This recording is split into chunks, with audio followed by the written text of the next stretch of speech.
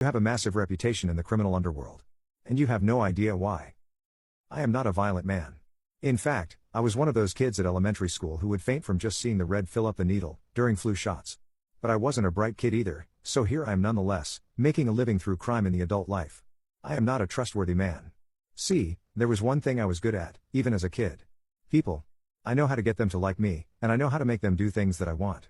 The trick is to make it look as if they came up with your ideas. Go along with anything they say, make them think you're on their side, then sneak in a bit of what you want. That's how I became a confidence trickster. I am not a wealthy man. Funny, that. I'm good at conning, but conning will only get you so far. Once you fall outside the law, it's not the cunning that get the best of it. It's the killers. The big fish, the ones who hold all of the power, and none of the scruple.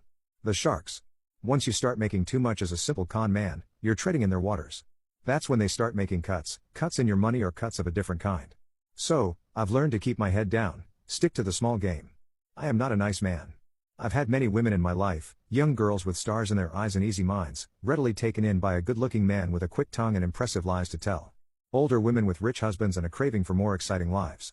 Recently it was Alina, young and well endowed, but maybe brighter than was good for me.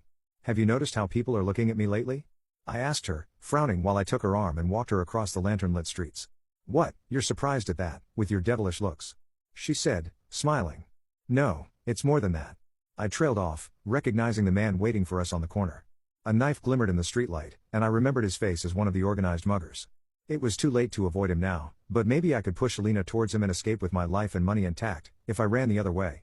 I'd been getting bored of her anyway. But then something unexpected happened.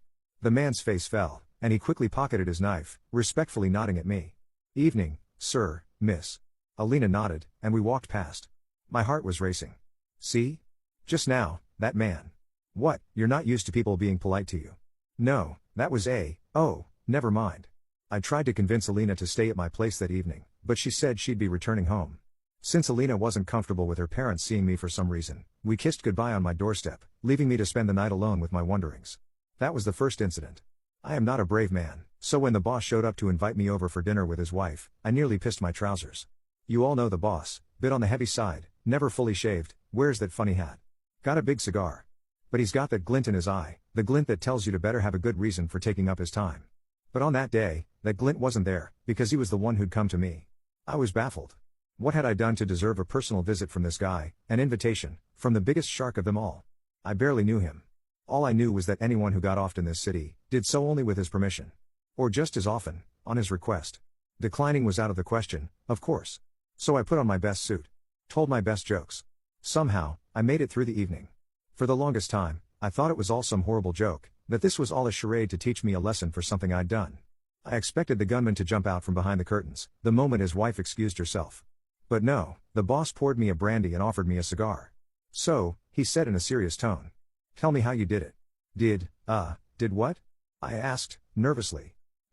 There it was, the old familiar glint. He took a long drag from his cigar, and grinned. How'd you make my daughter fall for you, you smooth bastard?